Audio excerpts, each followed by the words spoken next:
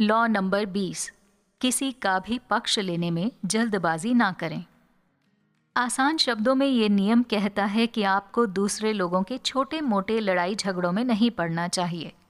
इन लड़ाइयों को आप दूर से ही देखें और जब कोई आपसे पक्ष लेने के लिए कहे तो दिलचस्पी दिखाइए और सहायता करने का भी दिलासा दीजिए, लेकिन अंत में खुद को इन लड़ाइयों से दूर रखिए।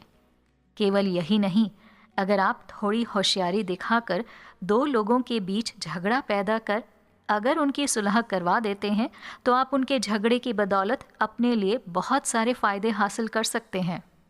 इस नियम को हम एक भारतीय दंत कथा की मदद से बेहतर तरीके से समझ सकते हैं।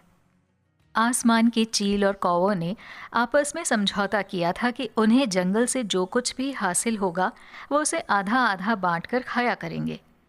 एक दिन उन्हें एक पेड़ के पास शिकारियों द्वारा घायल की गई लोमड़ी पड़ी हुई दिखाई दी। कौवों ने कहा, हम इस लोमड़ी का ऊपरी हिस्सा खाएंगे। चीलों ने कहा, ठीक है, फिर हम लोमड़ी का निचला भाग खा लेंगे। ये सुनकर लोमड़ी हंसने लगी और बोली, मुझे तो लगता था कि आसमान में उड़ने वाले परिंदों में सबसे ऊंचा स्थान चीलों का होता है।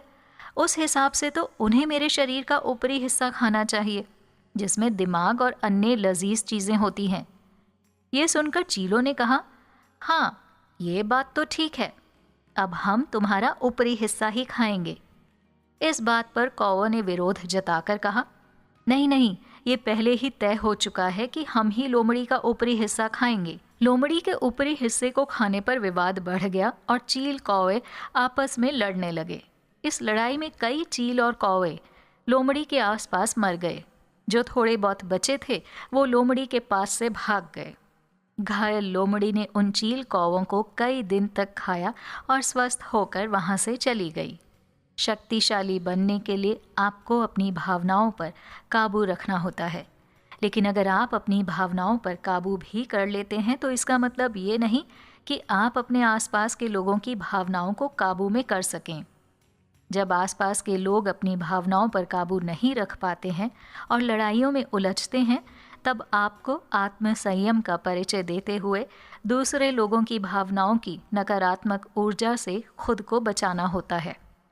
हालांकि इन लड़ाइयों से पूरी तरह से दूर रहने से भी आपको नुकसान हो सकता है। संतुलन बनाए रखने के लिए आप दूसरों की लड़ाइयों में केवल उतनी ही रुचि लें जितनी ज़रूरी हो और दोनों ही पक्षों को साध कर चलने की कोशिश करें।